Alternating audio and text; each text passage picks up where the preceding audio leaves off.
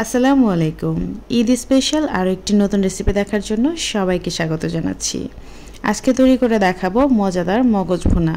এটা রান্না করা যতটা সহজ, খেতে কিন্তু তার থেকে অনেক বেশি মজার।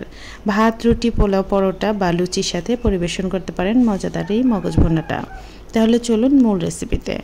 প্রথমে একটা প্যান খুব ভালো মতো গরম করে এখানে পর্যাপ্ত পরিমাণে তেল দিয়ে দিচ্ছি। এরপর আস্ত জিরা, এলাচ, দারচিনি, লবঙ্গ দিয়ে দিচ্ছি। হালকা একটু ভাজা হয়ে গেলে এর মধ্যে 1 কাপ পরিমাণ পেঁয়াজ কুচি দিয়ে দিচ্ছি। পেঁয়াজগুলোকে নেড়েচেড়ে একটু ভেজে নিতে হবে, তবে কোনোভাবেই কিন্তু এই পেঁয়াজগুলোকে বেরেস্তা করে ফেলা যাবে না, জাস্ট কাঁচা ভাবটা চলে গেলেই হবে। এখন এর মধ্যে 1 চা চামচ পরিমাণ রসুন বাটা, 1 চা চামচ পরিমাণ আদা বাটা দিয়ে দিচ্ছি। এই বাটা মশলাটাকে খুব ভালো মতো তেলের সাথে একটু ভেজে নিতে হবে, যাতে করে এর ঝাঁঝালো ঘ্রাণটা চলে যায়। এখন এর মধ্যে দিয়ে দিব সামান্য একটু পানি। এরপর দিয়ে দিচ্ছি 1 চা চামচ পরিমাণ হলুদ গুঁড়া, 1 চা চামচ পরিমাণ দিয়ে দিচ্ছি মরিচের গুঁড়া, আর 1/2 চা চামচ দিয়ে দিচ্ছি ধনিয়ার গুঁড়া। এখন এই গুঁড়া মশলাগুলোকে পানির সাথে ভালোভাবে মিশিয়ে কষিয়ে নিতে হবে। সম্পূর্ণ পানিটা শুকিয়ে যখন তেলটা উপরে চলে আসবে, এ পর্যায়ে আমি আগে থেকে রেডি করা মগজটা দিয়ে দিচ্ছি। এখানে একটা গরুর মগজ পুরোটাই আছে। এরপর দিয়ে দিচ্ছি 1 চা চামচ পরিমাণ লবণ।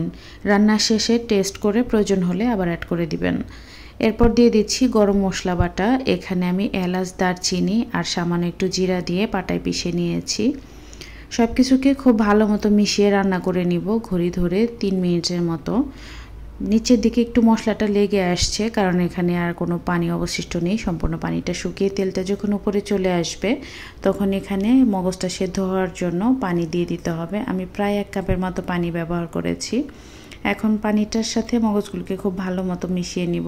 আর এটা কিন্তু খুব ঘন অবস্থায় আছে, ঢাকনা তুলে কিন্তু বারবার এটাকে নাড়তে হবে। এখন আমি সব কিছু মিশিয়ে ঢেকে রান্না করে নিব ঘড়ি ধরে প্রায় 10 থেকে 15 মিনিটের মতো। আমি প্রায় ঘড়ি ধরে 14 মিনিটের মতো রান্না করে নিয়েছি।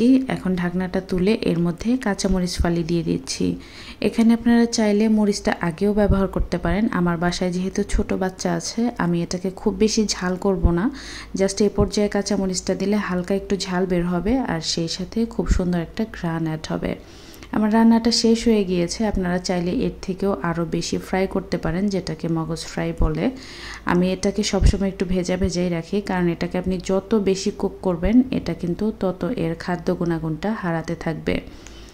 ভাত, রুটি, খিচুড়ি, পোলাও যে কোনো কিছুর সাথে এই মগজ ভুনাটা আপনারা সার্ভ করতে পারেন, দুর্দান্ত লাগে। আশা করছি রেসিপিটি সবার কাছে সহজ ও ভালো লেগেছে। বাসায় অবশ্যই ট্রাই করবেন, আর কেমন হয় কমেন্টে জানাতে কিন্তু ভুলবেন না। সবাই ভালো থাকবেন, সুস্থ থাকবেন, আমাদের জন্য দোয়া করবেন। আজকে এখানেই বিদায় নিচ্ছি। আল্লাহ হাফেজ।